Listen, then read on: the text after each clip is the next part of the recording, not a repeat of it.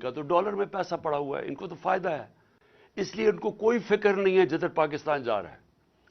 फिक्र आप सबको, हमारी तरह के लोगों जिनका कोई बाहर मुल्क से उन्होंने मैंने जिसने 30 साल मुल्क से बाहर कमाई की थी और जो उसी कमाई से फ्लैट भी लिया था, जो सब कुछ बेच के आज अपने मुल्क में पैसा, जिन लोगों का जीना मरना पाकिस्तान में, उनके लिए ये बड़ा तशवीशनाक है कि अगर मुल्क ये डिफ़ॉल्ट की तरफ चला गया, ये सारे हम जो पाकिस्तान में रहने वाले हैं, ये हम सबको बहुत बड़ा नुकसान होने वाला है। इससे ये होगा कि कोई बाहर से इन्वेस्टमेंट पाकिस्तान में नहीं आएगी। जो हमारे अपने पाकिस्तानी भी पाकिस्तान में इन्वेस्ट करना चाहते हैं, वो क्यों अपने डॉलरों को रुपए में कन्वर्ट करेंगे जब रुपया गिरता जा रहा है और उनको खौफ है कि आगे और गिरेगा। तो किसी ने अपने वो डॉलरों में पैसा रखे, वो क्यों कारखाने लगाएं, कोई क्यों प्रॉपर्टीज पाकिस्तान में लाए। तो इसके बहुत दूर के असरात पड़ेंगे, मनफी असरात हमारे मुल्क पे पड़ेंगे। तो लिहाजा मैं अपनी पाकिस्तानी कौम के लिए आज ये चीज़ें रखना चाहता हूँ कि ये हमारे जो हालात हैं, हमारी सारी कौम को समझना चाहिए कि ये हमारे मुल्क से क्या हो रहा है।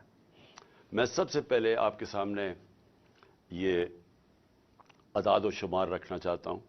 मैं चाहता हूँ कि मेरी सारी कौम ये पहले देख ले कि जब हमें ये पाकिस्तान मिला था 2018 को, तो पाकिस्तान की तारीख का सबसे बड़ा बैरूनी मुल्क खसारा था, करंट अकाउंट डेफिसिट 20 अरब डॉलर का।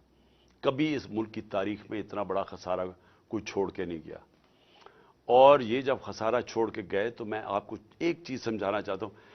मेरी कोशिश ये है कि मैं अपनी कौम को इसको आगाह भी करूँ, इसकी तरबियत भी करूँ, इसको एज आपका एक बड़ा हो के आपको एजुकेट भी करूँ कि ये हुआ क्या हमारे मुल्क से। ये जब खसारा छोड़ के गए थे, तो जो पेट्रोल, जो तेल है, जो असल वजह है कि हमारा जो खर्चा, हमारे डॉलर क्यों कम होते बाहर से होती है, जो हम बाहर से खरीदते हैं, वो है तेल, पेट्रोलियम प्रोडक्ट्स। तो इनके दौर में तकरीबन आधी कीमत थी तेल की आलमी मंडी में। जब हमारी बारी आई तो ये समझ जाएं कि ये तेल की कीमत, ये जो कोरोना से कि जब कोरोना की वजह से सप्लाई शॉर्टेजेस हुए हैं, तो हमारे दौर में आखिरी वक्त पे $103 से तेल गया 115, $20 तक भी पहुंचा। तो जब तेल बढ़ता है तो फिर हमारी इंपोर्ट्स बढ़ जाती हैं, इंपोर्ट्स बढ़ती हैं, डॉलर्स हमारे ज़्यादा खर्च होते हैं, डॉलर कम हो जाते हैं। डॉलर जब कम होते हैं तो रुपए के ऊपर प्रेशर पड़ता है और हमारे रिजर्व पे प्रेशर पड़ता है। तो अब ये समझें कि ये जो पाकिस्तान छोड़ के गए थे और हम जो पाकिस्तान छोड़ के गए थे, ये जो हमें इन्होंने रजीम चेंज पे किया था, तो उस वक्त पाकिस्तान की 2022 में 2021 में पाकिस्तान के जो जीडीपी दौलत में इजाफा हो रहा था वो 5.7% था, और जो हमारा 2022 था, चौथा साल था, उसमें 6% था।